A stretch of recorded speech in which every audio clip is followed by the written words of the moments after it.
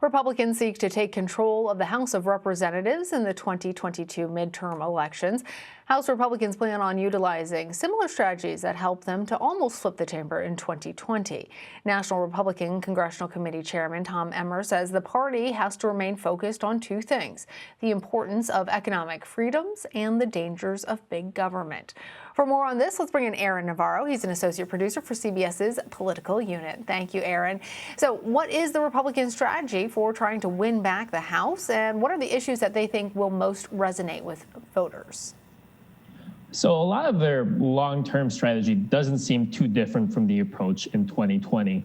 In 2020, Republicans saw an unexpected success that cycle. They picked up 15 seats when people on both sides were expecting Democrats to see a net gain of seats. And a lot of what Republicans did in their messaging then, and will likely do again through this cycle, is try to paint Democrats as out of touch, as radical, as far left, and as socialist.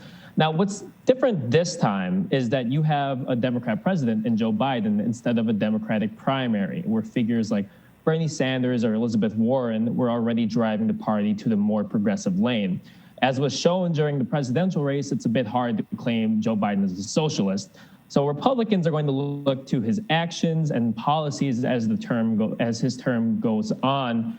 So far, the issues they've said they will target are energy, schools, and immigration. They're trying to say that a Democrat agenda will negatively impact middle-class voters, primarily focusing on the economic impacts on their wallets. They're also going to be highlighting a little bit of the things conservative voters liked during President Trump's tenure, such as his work on the economy and foreign policy, and will point to any Democrat attempts to undo that. So, Aaron, I wonder, too, how redistricting may affect things, because some states like Florida, North Carolina, and Texas are expected to add congressional seats in 2022. Do you think that this might work to House Republicans' advantage?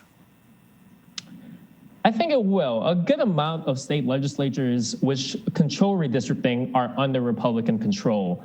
According to a study by the Brennan Center, Republicans have total control in 18 seats, while Democrats have control in 7.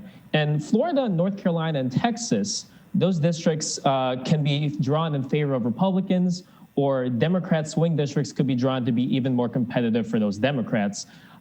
The approach could backfire if Republican legislatures only draw districts that will help them in the short term, and then those maps could be challenged in court if they violate the Voting Rights Act, and then totally different seats are there down the road in a decade. But those 3 states are expected to have 7 new congressional districts, while a lot of states that are going to lose a seat are under Democrat control or have Democratic delegations. And Republicans only need 5 seats, a net gain of 5 seats right now to flip the House. So they believe that that will definitely help. Those 7 seats that they could get from redistricting could for sure help them flip the House and give them that advantage.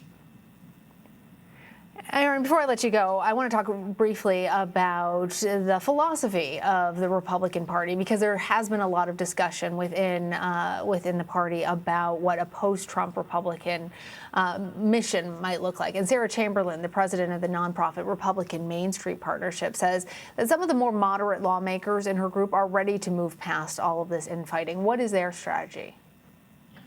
So the sense from Chair Tom Emmer, he chairs the National Republican Congressional Committee, is that, he's waiting for things to cool down politically, and he admits that they're not fully united yet.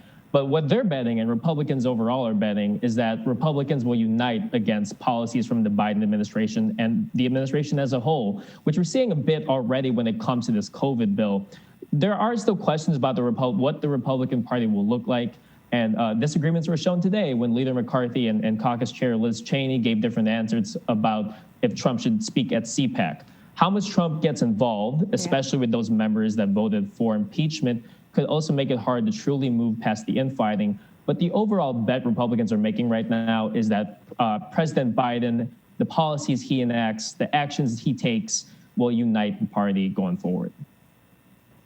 Yeah, the former president still exerting a lot of power and sway over the party. All right, Aaron, thank you. Thank you.